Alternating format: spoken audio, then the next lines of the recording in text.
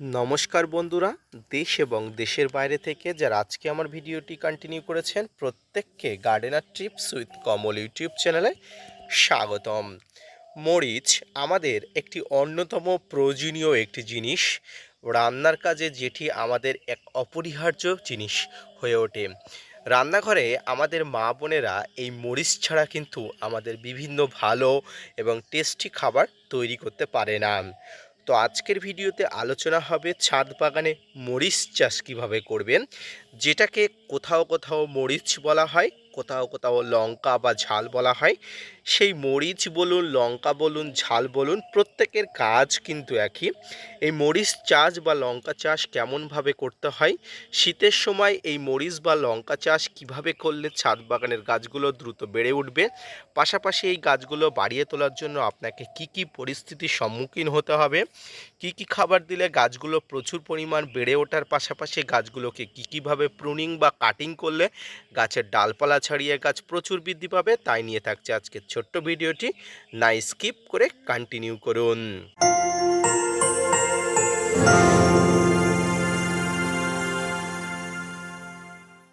প্রথমেই বলেছি রান্নার কাজের জন্য অপরিহার্য একটি বস্তু, যেটি কিন্তু আমাদের প্রত্যেকের রান্নার কাজে প্রয়োজন হয়।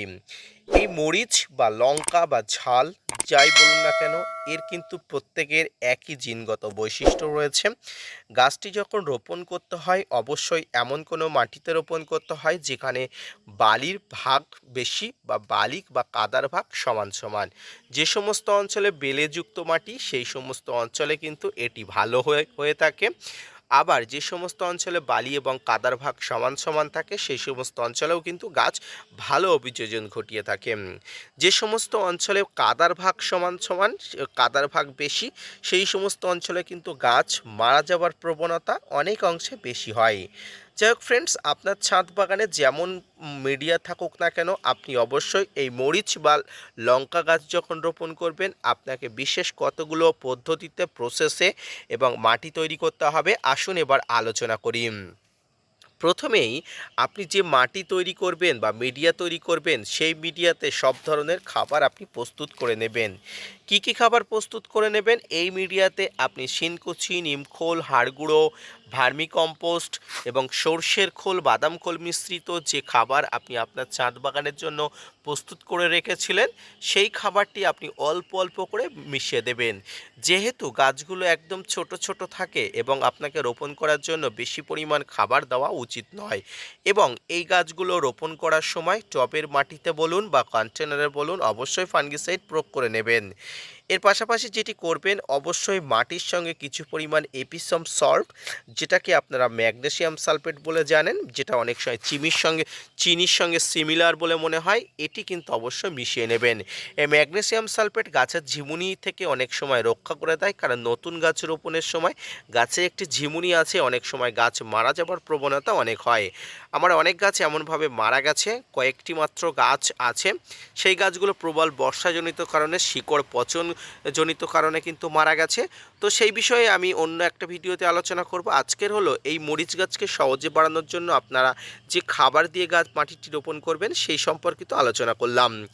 এরপরে মনে করুন যারা নতুন ছাদ বাগানে যাদের সার প্রয়োগ সম্পর্কে কোনো রকম আইডিয়া নেই, তাদেরকে বলবো আপনারা সহজভাবে একদম নর্মাল মাটিতে রোপণ করবেন। মনে করুন আপনি নর্মাল মাটিতে গাছগুলো রোপণ করলেন। নর্মাল মাটিতে গাছগুলো রোপণ করার প্রায় 20 থেকে 30 দিন পরে আপনি প্রথম খাবার দেবেন। আপনি যদি রাসায়নিকভাবে খাবার দিতে চান আপনি অবশ্যই এখানে ইউরিয়া বা ডিএপি জাতীয় খাবার দেবেন, সঙ্গে কিছু পরিমাণ লাল পটাশ দেবেন। হ্যাঁ ফ্রেন্ডস, আমি এক্ষেত্রে সাদা পটাশের কথা বলবো না, কারণ এক্ষেত্রে লাল পটাশ অনেক কার্যকরী, উপযোগী এবং গাছের জন্য স্বাস্থ্যবান, গুরুত্বপূর্ণ। তাই অবশ্যই আপনার ডিএপির সঙ্গে বা নাইট্রোজেনের সঙ্গে কিছু পরিমাণ লাল পটাশ মিশিয়ে নিতে হবে। কত পরিমাণ নেবেন? আপনার গাছটি যেমন বড় হবে, গাছটির উচ্চতা যেমন, গাছটির আয়তন, টবের আয়তন যেমন, তেমন অবশ্যই নেবেন। তবে এই ধরনের গাছের ক্ষেত্রে 1 থেকে 2 গ্রাম দিলেই যথেষ্ট হয়ে যায়। সর্বোচ্চ হলে আপনি 5 গ্রাম দেবেন, তবে টবের মাটিতে সরাসরি গাছের গোড়াতে না দিয়ে গাছের প্রায় প্রান্তভাগ বরাবর অবশ্যই দিয়ে দেবেন।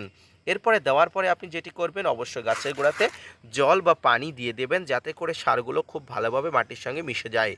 ভিডিওর শুরুতেই আমি প্রথমেই বলেছিলাম যে মাটিতে বালির ভাগ সমান সমান বা যে মাটিতে বালির ভাগ বেশি সেই মাটিতে কিন্তু গাছ ভালো হয়। আপনারা যদি আমার গাছের গ্রোথ একটু ফলো করেন দেখতে পাচ্ছেন এখানে বিল্ডিং কনস্ট্রাকশনের লাল বালি ফলো করছেন।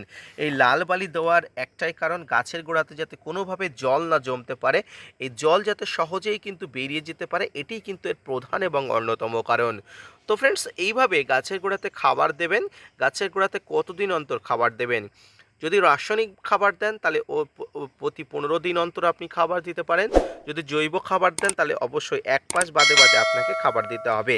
এই সময় মাসটা নভেম্বর, শীতের প্রকোপ, আর শীতের প্রকোপের সময় কিন্তু এই ধরনের লঙ্কা বলুন, ঝাল বলুন, এই ধরনের সবজিগুলো প্রচুর পরিমাণ হয়। তাই কিন্তু আপনাকে কিন্তু এই সময় উপযুক্ত সময় গাছগুলো বাড়িয়ে নেওয়ার জন্য, প্রচুর পরিমাণ ফল আনার জন্য।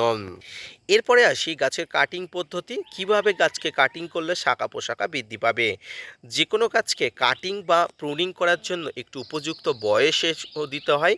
অর্থাৎ আপনি ছোট গাছকে কাটিং বা প্রুনিং করলেন, তার সেক্ষেত্রে কিন্তু গাছের হিতে বিপরীত হতে পারে।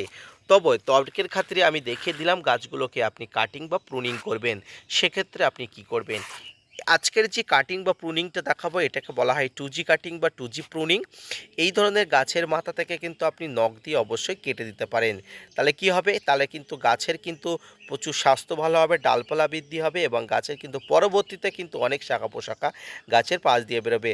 আপনাকে হার্ড প্রুনিং করার দরকার নেই। আপনি যেটি করবেন সেটি হচ্ছে এই ধরনের গাছের মাথাগুলো কিন্তু এইভাবে কেটে দেবেন। দেখুন এই ধরনের কেটে দিয়েছি। এর পরবর্তীতে আপনি দেখবেন এখান থেকে কিন্তু গাছের শাখা পোশাখা অন্যভাবে বেরিয়ে যাবে। সেক্ষেত্রে কিন্তু আপনি প্রচুর পরিমাণ লঙ্কা বা ঝাল পেতে পারেন এই পদ্ধতি অবলম্বন করে।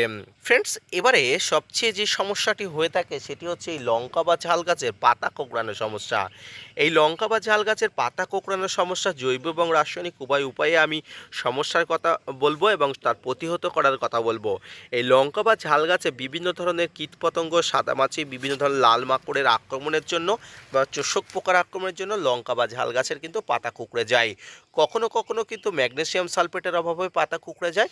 তবে সেই ম্যাগনেসিয়াম সালফেটের অভাবে পাতা কুঁকড়ে যাওয়ার পরে আপনি অবশ্যই বুঝতে পারবেন গাছের পাতাগুলো কুঁকড়ে যাবে, কিন্তু পরবর্তীতে কিন্তু গাছের পাতাগুলো আবার ভালো হওয়ার সম্ভাবনা অনেক অংশে বেড়ে যায় যদি নতুন পাতা বার হয়। কিন্তু কীটপতঙ্গের আক্রমণে গাছের নতুন পাতা, পুরনো পাতা উভয়ে কিন্তু প্রচুর পরিমাণ কুঁকড়ে যায়। তাই কিন্তু আপনাকে অবশ্যই ইমিডাক্লোপিড জাতীয় যে কোনো ধরনের কীটনাশক প্রয়োগ করতে হবে। ইমিডাক্লোপিড গ্রুপের যে কোনো কীটনাশক আপনি 1 থেকে 2 ml প্রচুর পরিমাণ আক্রান্ত হলে আপনি 3 দিন অন্তর অন্তর প্রয়োগ করবেন, গাছে একদম নির্মূল হয়ে যাবে। এছাড়া সাইপারমেথ্রিন গ্রুপের কীটনাশকও আপনি প্রয়োগ করতে পারেন। বাংলাদেশি বন্ধুরা অবশ্যই ইমিডাক্লোপিড বা সাইপারমেথ্রিন গ্রুপের যে কোনো কীটনাশক আপনি প্রয়োগ করতে পারেন।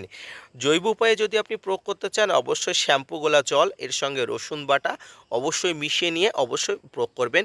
গাছের পাতা কুঁকড়ে যাওয়ার সমস্যা হলে আপনি অবশ্যই শ্যাম্পুর সঙ্গে 2-4টে রসুন ভালো করে গুলে নেবেন বা বেটে নেবেন, নিয়ে কিন্তু প্রয়োগ করবেন, দেখবেন একদম গাছের সমস্যা নির্মূল হয়ে যাবে। তো ফ্রেন্ডস, আজকের ভিডিওটি এই পর্যন্ত। লঙ্কা বা ঝাল বা বিভিন্ন ধরনের নামে পরিচিত যে সবজিটি বলুন বা রান্নার কাজে ব্যবহৃত গুরুত্বপূর্ণ যেটি বলুন, এটি কিন্তু অত্যন্ত গুরুত্বপূর্ণ। শীতের সময় প্রচুর পরিমাণ গাছকে বাড়ানো যায়, গাছকে প্রচুর পরিমাণ খাবার দিয়ে গাছকে বৃদ্ধি করা যায়, গাছের কাটিং করার পরে গাছের ডালপালা বৃদ্ধি করা যায়। কী পদ্ধতিতে করা যায়, কী ধরনের মাটিতে প্রয়োগ করলে গাছ ভালো হবে, তাই নিয়ে আজকের যে বিস্তারিত আলোচনাটি কেমন লাগলো অবশ্যই জানাবেন। পাশাপাশি যদি ভালো লেগে থাকে gardener tips with Kamal YouTube চ্যানেলকে সাপোর্ট দিবেন। আজকের ভিডিওটি এই পর্যন্ত। দেখা হচ্ছে পরবর্তীতে নতুন কোনো ভিডিও নিয়ে, নতুন কোনো তথ্য নিয়ে। ততক্ষণ সুস্থ থাকুন, ভালো থাকুন, ধন্যবাদ।